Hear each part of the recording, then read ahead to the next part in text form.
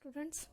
Today we started chapter 3rd from Indian economy, liberalization, privatization and globalization. Okay.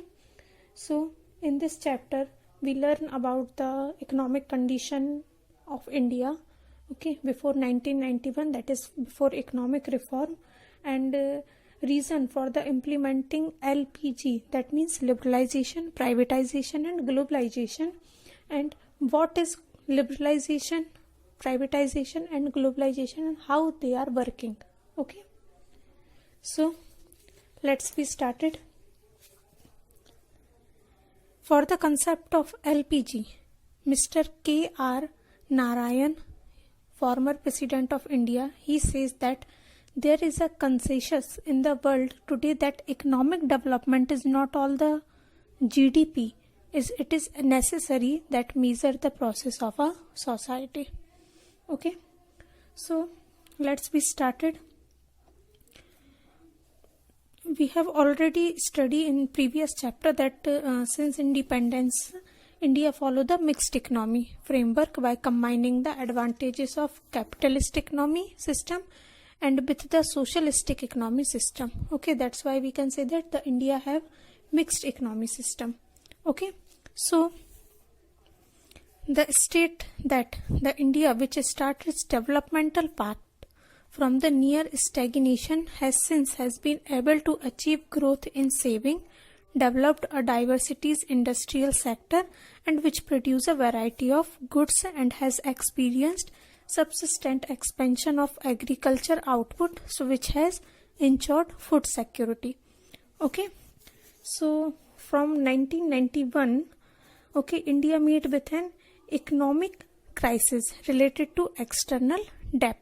Okay, so for it, foreign exchange reserve, it is generally maintained to import petroleum and other import items, okay, for making settlement of economic crisis. So all of these lead the government to introduce a new set of policy measure which change the direction of our developmental strategies. Okay, so in this chapter we will look at the background of the crisis. Okay, that means what are the measures and what are the causes of these type of crisis.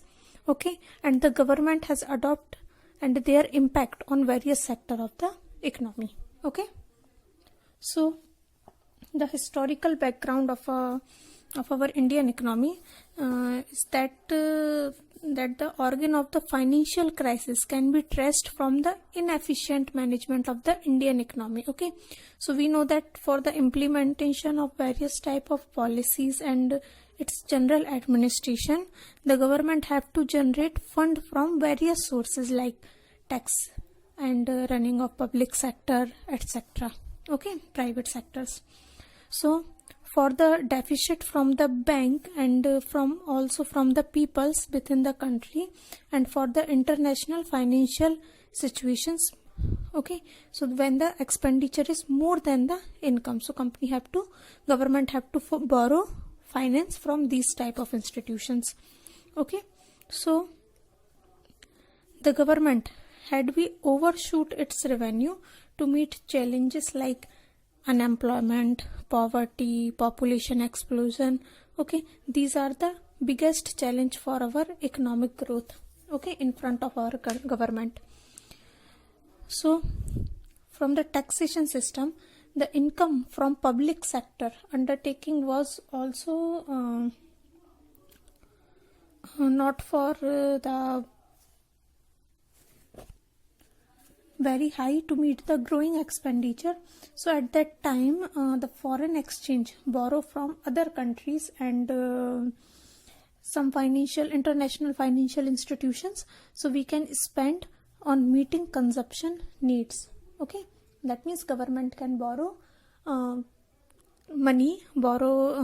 financial help from the other countries, foreign countries. Okay, so in late 1980, government expenditure has been to exceed its revenue. Okay, so such a large margin that meeting the expenditure through borrowing become unstable. Okay, because we have to clear our debt. So for all these things, India approach the International Bank of Recognitions and Development, that is IBRD. Okay, and it is popularly known as the World Bank and the International Monetary Fund, IMF. Okay, so all these are received about 7 billion as a loan to manage the crisis. Okay, so for all these things, India agreed to conditionalized for the World Bank and MIF and announced the new economic policy, that is NEP. Okay, new economic policy. Okay, so which was consist of wide-ranging economic reform. So through this economic policy, stabilizations measures are short-term measures and intended to correct some of the weakness that have developed in the balance of payment and bring inflation under the control. Okay, so the government initiate a variety of policies which fall under the 3 head, that means liberalization, privatization and globalization. Okay, so this was the Indian economy, background of Indian economy, and the reason for the implementation of the LPG, that means liberalization, privatization and globalization. Let's learn 3 of them. So the first one is liberalization. So liberalization means that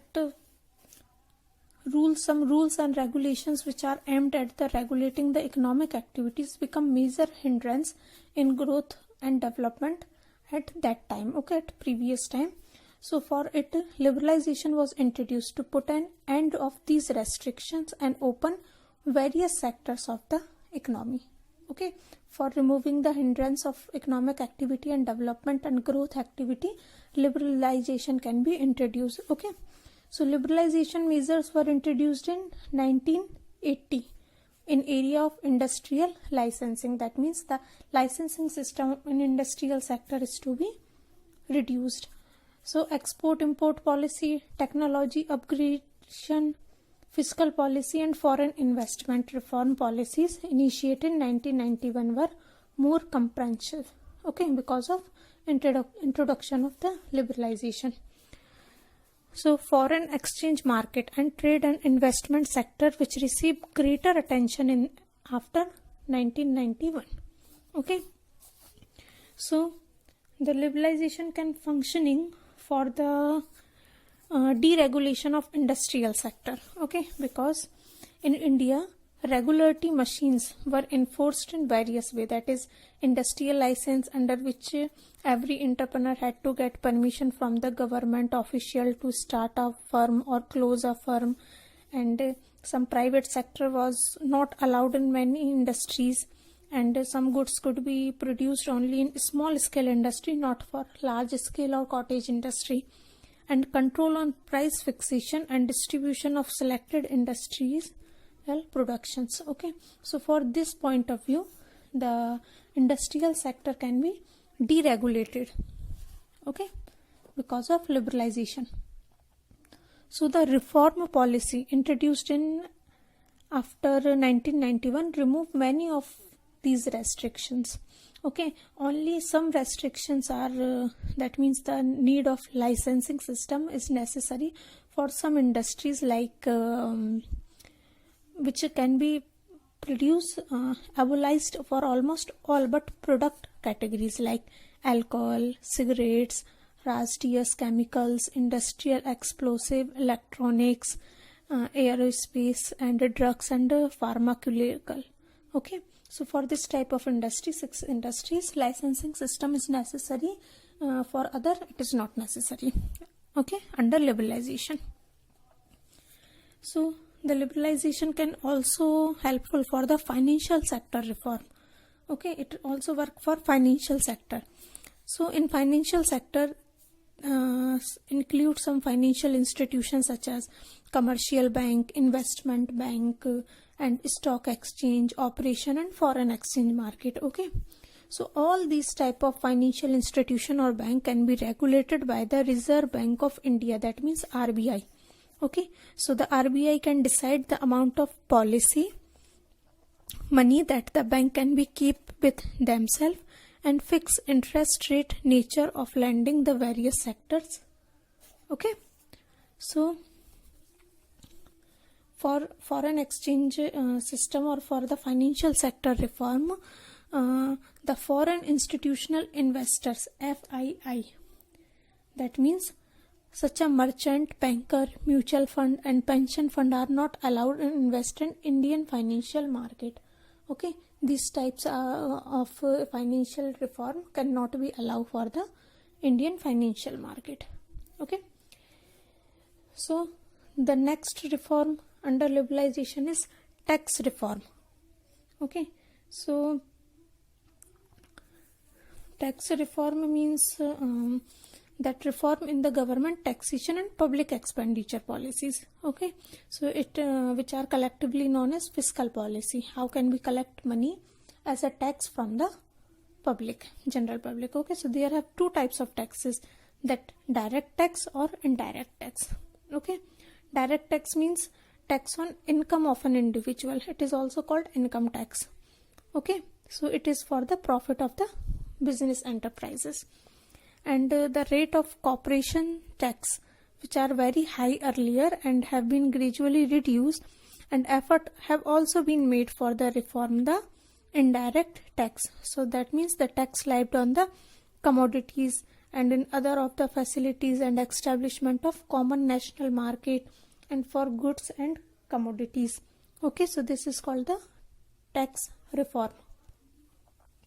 So the next reform is foreign exchange reform.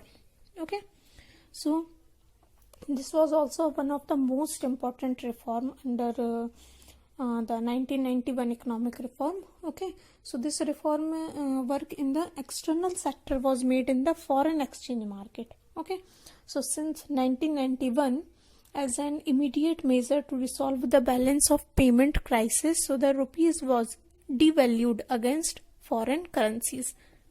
Okay, so that means the comparison or the devaluation of our currency with the other foreign currency is called the foreign exchange reform. This work is done under foreign exchange reform. Okay, so the next reform is trade and investment policy. Due to the introduction of the liberalization, the trade and investment regime was initiated to increase international competitiveness of the industrial production and also foreign investment and technology into the economy. Okay, so that means when the licensing hindrance is reduced in the market or industrial sector, then they have to be liable for achieving more and more success by trade and investment policy or by adopting some new technologies. Okay, so the trade policy reform has main aim that dismantling of the quantitative restriction of import and export and reducing the tariff rate and removal of the licensing producer for import. Okay, so for it, import licensing was abolished except of the case of hazardous and environmental sensitive industries. Okay, so this was the some changes or some reform in Indian economy after introducing a liberalization. Okay, so liberalization can solve the problem of Indian economy by removing the hindrance in the growth and development of a Indian economy and regulating of the economic activities. Okay.